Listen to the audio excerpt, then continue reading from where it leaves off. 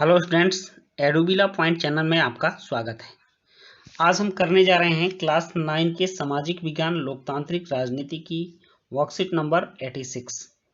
ये आपके पाठ 3 संविधान निर्माण से ली गई है और पुनरावृत्ति है। ये इसकी दूसरी वीडियो है। बच्चों, हो सकता है कि आज के बाद वीडियो ना आए, लेकिन फिर भी हम आपके साथ बने रहेंगे, आपके सिलेबस को पूरा करेंगे और एनसीईआरटी के जितने भी मतलब कि चैप्टर्स हैं, सारे चैप्टर को सिलसिलेवार ढंग से हम लोग पढ़ाकर इस चैनल पर डालेंगे। आप हमारे साथ बने रहेंगे। तो चलिए शुरू करते हैं आज की वर्कशीट। और आज की वर्कशीट में कुछ प्रश्न हैं यहाँ, जैसे कि निम्नलिखित में से कौन संविधान सभा के सदस्य नहीं थे? तो महात्मा गांधी नहीं थे। यंग इंडिया पत्रिका निम्न में से किससे संबंधित है? तो इसके उत्तर भी महात्मा गांधी होंगे। और संविधान सभा के अध्यक्ष कौन थे? तो आप जानते हैं डॉक्टर राजेंद्र प्रसाद इसके अध्यक्ष थे।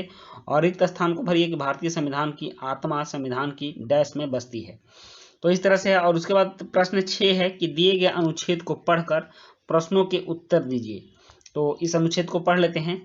संविधान की शुरुआत बुनियादी मूल्यों की एक छोटी सी उद्देशिका के साथ होती है। मतलब हमारे संविधान की जो उद्देशिका है, प्रियम्बुल है, प्रस्तावना है, उसमें हम लोगों ने जो पढ़ा है कि हम भारत के लोग भारत को एक संपूर्ण प्रभुत्व संपन्न समाजवादी धर्मनिरपेक्ष लोकतंत्रात्मक गणराज्य बनाने के लिए, तो इसी को उद्देशिका कहते हैं। और इसकी हमारे संविधान की बुनियाद ही उसी से जुड़ी हुई है, क्योंकि वो हमारे संविधान का दर्पण है, हमारे संविधान का आईना है। वो बता देता है कि हमारा संविधान बीच में कैसा होगा। इसे संविधान की प्रस्तावना या उद्देशिका कहते हैं। अमेरिकी संविधान की प्रस्तावना से प्रेरणा लेकर समकालीन दुनिया के अधिकांश देश अपने संविधान की शुरुआत एक प्रस्तावना के साथ करते हैं। संविधान की प्रस्तावना लोकतंत्र पर एक खूबसूरत कविता सी लगती है। इसमें वह दर्शन शामिल है जिस पर पूरे संविधान का निर्माण हुआ है। यह दर्शन सरकार के किसी भी कानून और फैसले के मूल्यांकन और परीक्षण का मानक तय करता है। इसमें भारतीय संविधान की आत्मा बसती है। उसके बाद प्रश्न भी है कि संविधान की उद्देशिका किसे कहते हैं, हमारे संविधान की प्रस्तावना क्यों लिखी गई। और इन सभी प्रश्नों के साथ हम लोग चलते हैं आंसर शीट पर और सारे प्रश्नों का एक साथ हम लोग जवाब लिखेंगे।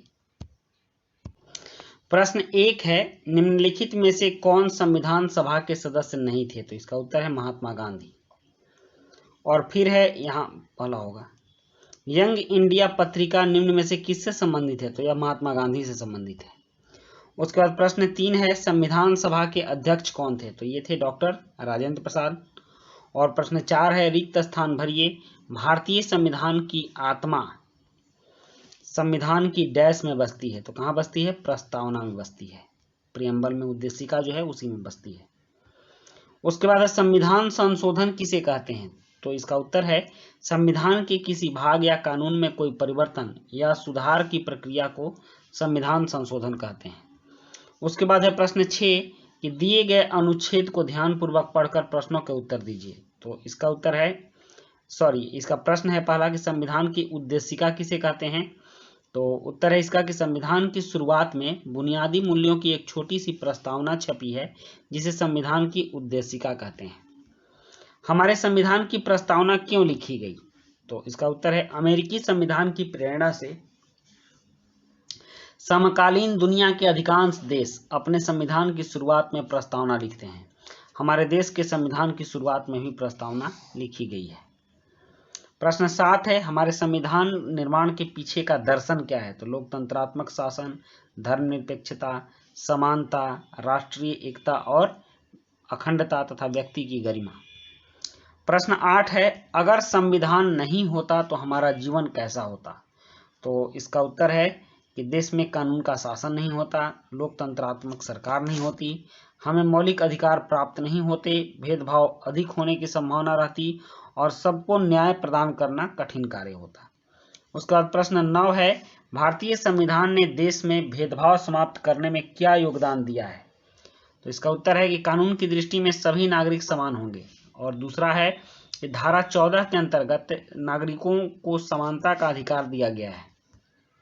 तीसरा है, धारा 15 में कहा गया है कि किसी भी नागरिक के बीच धर्म, रंग, जाति तथा लिंग के आधार पर कोई भेदभाव नहीं होगा।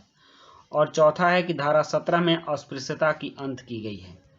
उसके बाद प्रश्न 10 है कि हमें संविधान के नियमों का पालन क्यों करना चाहिए? तो इसका उत्तर है कि शांति व्यवस्था बनाए रखने के लिए, देश के प्रति सम्मान दर्शाने के लिए, कानून के शासन के लिए और लोकतंत्र की सफलता के लिए।